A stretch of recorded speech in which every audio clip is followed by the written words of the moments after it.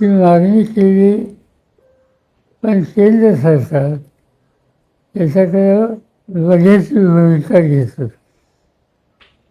शेवटी त्याची मागणी एवढाच खर्च नव्हता, बाकीचे राजकीय पक्षसुद्धा त्यांच्याबरोबर उभे राहिले.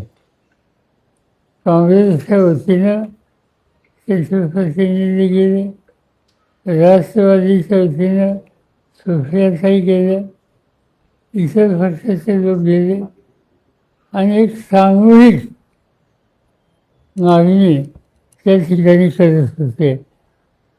आणि हे आपल्या आवाक्याच्या बाहेर आहे हे ज्यावेळेला लक्षात आलं त्यावेळेला हा अटक करण्याचा निर्णय घेतला आणि त्याप्रमाणे आज पहाटे त्यांची अटक त्यांनी केली.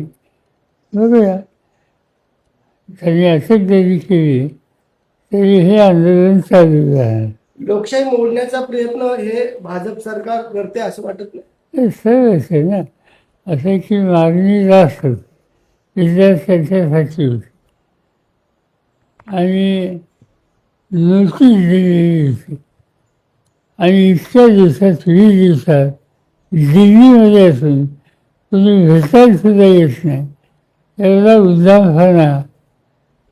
याचा अर्थ केंद्र सरकार अत्यंत बेजबाबदारपणानं इथं वागतं हे स्पष्ट झालेलं. आणि हे इथं थांबणार नाही. उद्या 14 तारखेला उद्या पार्लमेंट सुरू होईल.